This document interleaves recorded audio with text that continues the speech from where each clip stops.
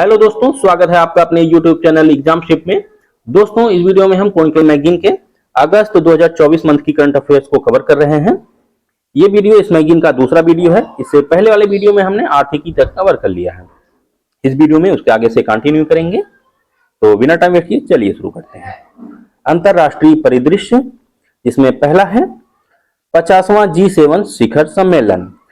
50वें G7 शिखर सम्मेलन का आयोजन इटली के फसानो शहर में 13 से 15 जून के मध्य किया गया। इटली के फसानो शहर में, जिसमें भारत के प्रधानमंत्री नरेंद्र मोदी ने भाग लिया। खाद्य सुरक्षा और पोषण के लिए संरचनात्मक बाधाओं को दूर करने हेतु G7 अपुलिया खाद्य प्रणाली का शुभारंभ किया गया। उन्नत AI सिस्टम विकसित करने वाले संगठनों के लिए अंतर्राष्ट्रीय आचार संहिता के कार्यान्वयन का समर्थन करने के लिए एक ब्रांड विकसित करने की घोषणा। G7 सदस्य देश कौन कौन से हैं? Italy, Canada, France, Germany, Japan, UK और USA। टोटल 7 देश हैं। G7 की स्थापना 1975 में तेल संकट के प्रतिक्रिया स्वरूप की गई थी। नेक्स्ट है श्रीलंका में समुद्री बचाव समन्वय केंद्र का उद्घाटन। विदेश मंत्री एस जयशंकर एवं श्रीलंका के राष्ट्रपति रानिल विक्रमसिंघे ने कोलंबो में समुद्री बचाव समन्वय केंद्र यानी MRCC का उद्घाटन किया। कहां पर? कोलंबो में। MRCC का निर्माण भारत इलेक्ट्रॉनिक लिमिटेड द्वारा किया गया है। बांग्लादेशी प्रधानमंत्री शेख हसीना की 2 दिवसीय भारत यात्रा। प्रधानमंत्री मोदी और बांग्लादेश की प्रधानमंत्री शेख हसीना के मध्य नई दिल्ली में स्थित हैदराबाद हाउस में द्विपक्षीय बैठक संपन्न, जिसमें 10 समझौतों पर हस्ताक्षर किए गए, जिनमें प्रमुख है ब्लू इकोनॉमी, संयुक्त लघु उपग्रह परियोजना, रेलवे संपर्क, समुद्र विज्ञान और सैनिक शिक्षा आदि। भारत ने तीस्ता नदी जल बंटवारे पर चर्चा के लिए एक तकनीकी टीम भेजने पर सहमति और रंगपुर में एक सहायक उच्चायोग खोलने की घोषणा की। भारत फ्रांस ऑस्ट्रेलिया त्रिपक्षीय फोकल प्वाइंट बैठक। भारत फ्रांस ऑस्ट्रेलिया कब हुआ ये बैठक? 19 जून को। 3 स्तंभों, समुद्री सुरक्षा एवं रक्षा, समुद्री एवं पर्यावरण सहयोग तथा बहुपक्षीय सहभागिता के अंतर्गत हुई प्रगति की समीक्षा की गई। सिरिल रमफोसा दक्षिण अफ्रीका गणराज्य के राष्ट्रपति। सिरिल रमफोसा दक्षिण अफ्रीका के राष्ट्रपति के रूप में दूसरे कार्यकाल की इन्होंने शपथ ली। नेक्स्ट है थाईलैंड में समलैंगिक विवाह को मान्यता। थाईलैंड जो है यह दक्षिण पूर्व एशिया का पहला देश और अगर एशिया की बात करें तो ताइवान और नेपाल के बाद तीसरा देश बन गया है जिसने समलैंगिक विवाह को मान्यता प्रदान की। यूक्रेन के लिए अंतरराष्ट्रीय शांति सम्मेलन। यह सम्मेलन कहां पर आयोजित किया गया? स्विट्जरलैंड के बर्गेन स्टॉक में। स्विट्जरलैंड के बर्गेन स्टॉक में, जिसमें रूस को आमंत्रित नहीं किया गया। भारत एकमात्र दक्षिण एशियाई देश था जिसने शांति शिखर सम्मेलन में भाग लिया। इंपॉर्टेंट है। भारत, सऊदी अरब, दक्षिण अफ्रीका और UAE ने अंतिम दस्तावेज पर हस्ताक्षर नहीं किए। संयुक्त राष्ट्र सुरक्षा परिषद के अस्थायी सदस्य 6 जून को डेनमार्क, ग्रीस, पाकिस्तान, पनामा और सोमालिया, ये 5 देश, इनको UNSC के अस्थायी सदस्य के रूप में चुना गया। इनका जो 2 वर्षीय कार्यकाल 1 जनवरी 2025 से प्रारंभ होगा। UNSC में 5 अस्थायी और 10 अस्थायी सदस्य का प्रावधान है। जिसमें 5 अस्थायी सदस्य हैं वो कौन कौन से हैं आप लोग कमेंट करके बताएं। नेक्स्ट है biopharmaceuticals alliance. Biopharmaceuticals alliance biopharmaceutical क्षेत्र में एक लचीली आपूर्ति श्रृंखला बनाने के लिए यह अलायंस किया गया है। इसमें कौन कौन से देश हैं? भारत, दक्षिण कोरिया, जापान, अमेरिका और यूरोपीय संघ। भारत, दक्षिण कोरिया, जापान, अमेरिका और यूरोपीय संघ। इस गठबंधन की घोषणा सैन डिएगो, कैलिफोर्निया में आयोजित बायो इंटरनेशनल कन्वेंशन 2024 के दौरान की गई। एक क्वेश्चन और बन सकता है कि बायो इंटरनेशनल कन्वेंशन 2024 कहां पर आयोजित किया गया? कैलिफोर्निया के सैन डिएगो में। अमेरिका द्वारा मिनटमैन 3 ICBM यानी इंटरकॉन्टिनेंटल बैलिस्टिक मिसाइल का परीक्षण। जो ICBM होता है परमाणु हथियार ले जाने में सक्षम एक ऐसी मिसाइल है जिनकी मारक क्षमता 5500 किलोमीटर से अधिक होती है। क्लाउडिया शिनबॉम मैक्सिको की पहली महिला राष्ट्रपति चुनी गई। मोस्ट इंपॉर्टेंट है, इस पद पर आसीन होने वाली पहली यहूदी नेता है क्लाउडिया शिनबॉम। अदानी पोर्ट्स द्वारा दार एस सलाम पोर्ट टर्मिनल 2 के संचालन के लिए 30 वर्षीय रियायत समझौता। किस पोर्ट के लिए? दार एस सलाम पोर्ट टर्मिनल 2। यह पोर्ट तंजानिया में स्थित है और तंजानिया की राजधानी है डोडोमा सिटी। दक्षिण कोरिया की पहली अंतरिक्ष एजेंसी। दक्षिण कोरिया ने कोरिया स्पेस एडमिनिस्ट्रेशन यानी कासा लॉन्च किया। इसने 2032 के लिए पहले चंद्र लैंडर की योजना बनाई है। भारत ने कोलंबो प्रक्रिया की अध्यक्षता ग्रहण की। भारत ने 28 जून 2024 को जिनेवा में अस्थायी प्रतिनिधि स्तर की बैठक में कोलंबो प्रक्रिया के अध्यक्ष के रूप में पहली बैठक की अध्यक्षता की। 29 मई 2024 को भारत ने 2003 में कोलंबो प्रक्रिया स्थापना के बाद पहली बार 2024 से 2026 के लिए इस समूह की अध्यक्षता ग्रहण की है। कोलंबो प्रक्रिया एशिया के 12 सदस्य देशों का एक क्षेत्रीय परामर्श मंच है। कितने देशों का? 12 सदस्य देशों का। कोलंबो प्रक्रिया एक क्षेत्रीय परामर्श प्रक्रिया है और यह एशिया में मूल देश के लिए विदेशी रोजगार और संविदात्मक श्रम के प्रबंधन पर परामर्श के लिए एक महत्वपूर्ण मंच प्रदान करता है। नेक्स्ट देखते हैं हम लोग विज्ञान एवं प्रौद्योगिकी। पुनः प्रयोज्य प्रक्षेपण यान पुष्पक। इसरो द्वारा पुनः प्रयोज्य प्रक्षेपण यान यानी RLV पुष्पक का लैंडिंग परीक्षण कर्नाटक के चित्रदुर्ग में स्थित एरोनॉटिक्स टेस्ट रेंज में सफलतापूर्वक पूरा किया। किसने? इसरो ने। यह RLV का तीसरा और अंतिम लैंडिंग परीक्षण था। चीन और फ्रांस का स्पेस वेरिएबल ऑब्जेक्ट मॉनिटर उपग्रह। स्पेस वेरिएबल ऑब्जेक्ट मॉनिटर उपग्रह चीन व फ्रांस द्वारा संयुक्त रूप से इसको विकसित किया गया है। चीन के सिचुआन प्रांत में स्थित सीचांग सैटेलाइट लॉन्च सेंटर से प्रक्षेपित किया गया। इसका प्राथमिक उद्देश्य है ब्रह्मांड में गामा किरण विस्फोटों की खोज करना। नेक्स्ट है देश का पहला स्वदेशी आत्मघाती ड्रोन नागास्त्र 1। भारतीय थल सेना ने नागास्त्र 1 लोइटर मुनिशन को अपने बेड़े में शामिल किया। नागास्त्र 1 एक मैन पोर्टेबल हथियारबंद ड्रोन प्रणाली है जिसे उच्च परिशुद्धता के साथ दुश्मन के खतरों को बेअसर करने के लिए डिजाइन किया गया है। इकोनॉमिक्स एक्सप्लोजिव लिमिटेड द्वारा यानी EEL द्वारा पूरी तरह से भारत में डिजाइन एवं विकसित। ड्रोन की रेंज कितनी है? 30 किलोमीटर और इसका वजन 40 किलोग्राम है और 60 मिनट तक यह हवा में रह सकता है तथा यह युद्ध सामग्री ले जाने में भी सक्षम है। अत्याधुनिक स्किन बैंक सुविधा। अत्याधुनिक स्किन बैंक सुविधा भारतीय थल सेना ने नई दिल्ली के army hospital research and referral में अत्याधुनिक स्किन बैंक फैसिलिटी खोलने की घोषणा की। इसके लिए सशस्त्र बलों के कर्मियों और परिवारों के लिए 5G इंटेलिजेंट विलेज और क्वांटम इंक्रिप्शन एल्गोरिदम पहल दूरसंचार विभाग द्वारा चयनित गांवों में। मिसाइल कम इम्यूनेशन बार्ज LSAM 13 यानी यार्ड 81। महाराष्ट्र मीरा भाईंदर में स्थित विनायगा मरीन पेट्रोल लिमिटेड में इसका जलावतरण किया गया। यह 08X मिसाइल कम इम्यूनेशन बार्ज का 5वां बार्ज है। इसे MSME shipyard Secon engineering project private limited Visakhapatnam द्वारा विकसित किया गया है।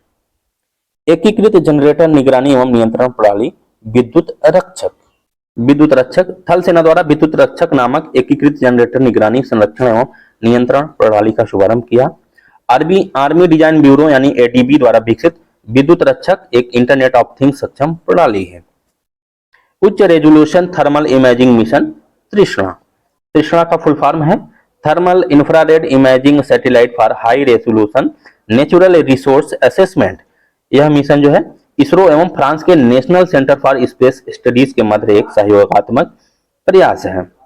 इसरो और फ्रांस के national centre for space studies के मध्य 5 वर्ष की परिचालन अवधि के लिए डिजाइन किया गया है। इसका उद्देश्य स्थानीय जल तनाव उपयोग को मापने के लिए महाद्वीपीय जलमंडल के ऊर्जा एवं जल बजट की विस्तृत निगरानी आदि। अगला है इसरो का कंप्यूटेशनल फ्लूइड डायनेमिक्स सॉफ्टवेयर प्रवाह का व्यापक पैमाने पर उपयोग गगनयान कार्यक्रम में मानव उड़ान योग्य प्रक्षेपण यानों जैसे HLVM3 क्रू एस्केप सिस्टम आदि वायु गतिकी विश्लेषण के लिए किया जाएगा। नेक्स्ट है आर्सेनिक जैसी भारी धातु संदूषकों को हटाने के लिए नई उपचार प्रक्रिया। भारतीय विज्ञान संस्थान के सेंटर फॉर सस्टेनेबल टेक्नोलॉजीज के शोधकर्ताओं द्वारा इसको विकसित किया गया है। IISc यानी भारतीय विज्ञान संस्थान ने कहा है कि भारत के 21 राज्यों के 113 जिलों में आर्सेनिक जो है स्तर है 0.01 मिलीग्राम प्रति लीटर से अधिक है।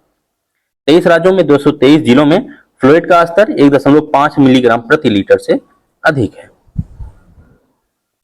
रुद्रम 2 मिसाइल का सफलतापूर्वक परीक्षण। डीआरडीओ द्वारा उड़ीसा तट से सफलतापूर्वक परीक्षण किया गया। रुद्रम 2 भारतीय वायुसेना के सुखोई 30 MK1 प्लेटफॉर्म से हवा से सतह पर मार करने वाली मिसाइल है। हवा से सतह पर मार करने वाली मिसाइल स्वदेशी रूप से विकसित ठोस इंजन से चलने वाली वायु प्रक्षेपित मिसाइल प्रणाली है। अग्निबाण सब ऑर्बिटल टेक्नोलॉजीज डेमोन्स्ट्रेटर।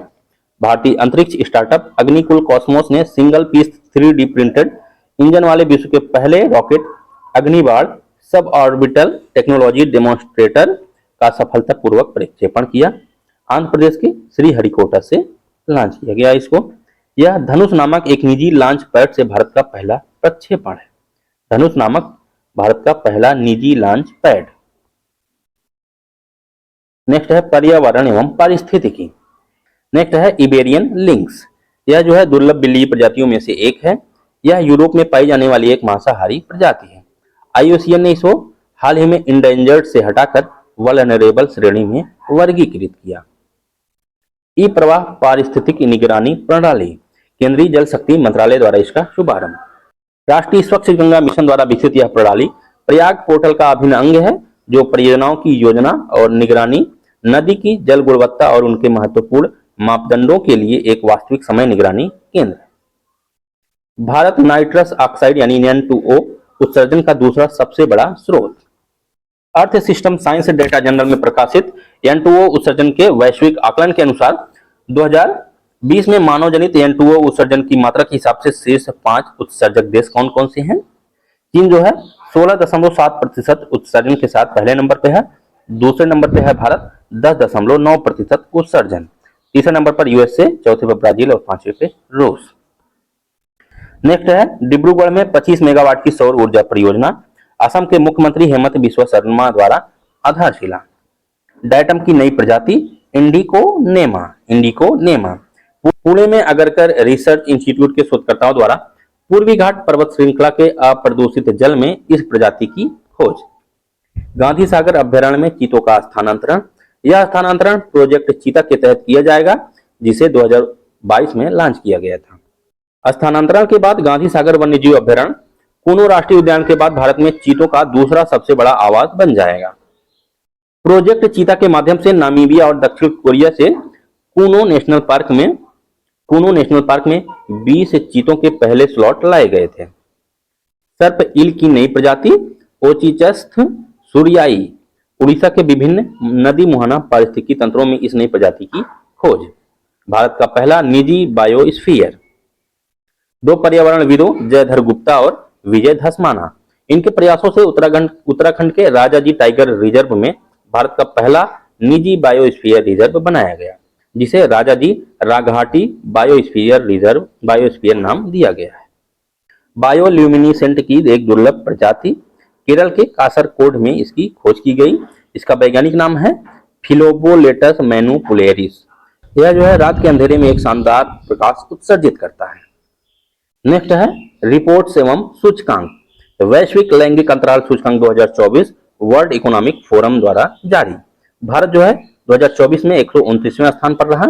2023 में 127वें स्थान पर था, यानी 2 स्थानों का नुकसान हुआ है। आइसलैंड लगातार 15वें वर्ष शीर्ष पर रहा। सूडान अंतिम स्थान पर रहा। यह कुल 146 देशों में 4 क्षेत्रों में लैंगिक समानता का मापन करता है: आर्थिक भागीदारी एवं अवसर, शैक्षिक प्राप्ति, स्वास्थ्य तथा राजनीतिक सशक्तिकरण। अगला है विश्व निवेश रिपोर्ट 2024 अंकटाड द्वारा प्रकाशित। 2023 में FDI 2% से घटकर $1.3 ट्रिलियन हो गया है। विकासशील देशों में FDI प्रवाह 7% से घटकर $867 अरब रह गया है। अंकटाड 1964 में संयुक्त राष्ट्र महासभा द्वारा स्थापित एक अंतर सरकारी निकाय है। इसका मुख्यालय स्विट्जरलैंड के जिनेवा में है। वैश्विक ऊर्जा संक्रमण सूचकांक 2024 वर्ल्ड इकोनॉमिक फोरम द्वारा प्रभावी ऊर्जा संक्रमण को बढ़ावा देना 2024 शीर्षक से इसको जारी किया गया। भारत जो है 63वें स्थान पर रहा। 2023 में 67वें स्थान पर था। स्वीडन पहले स्थान पर, डेनमार्क दूसरे और फिनलैंड तीसरे स्थान पर रहा। वर्ल्ड इकोनॉमिक फोरम का मुख्यालय जिनेवा में है और इसकी स्थापना 1971 में की गई थी।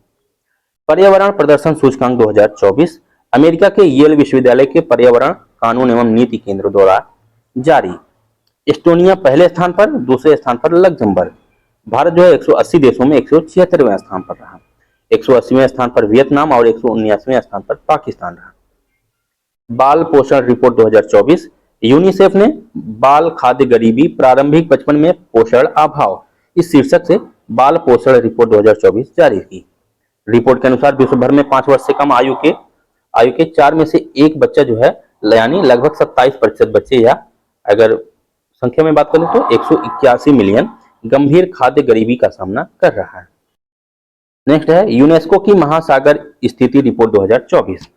रिपोर्ट का उद्देश्य सतत विकास के लिए महासागर विज्ञान के संयुक्त राष्ट्र दशक 2021 से 2030 की प्रगति की निगरानी करना है। नेक्स्ट है सतत विकास रिपोर्ट 2024।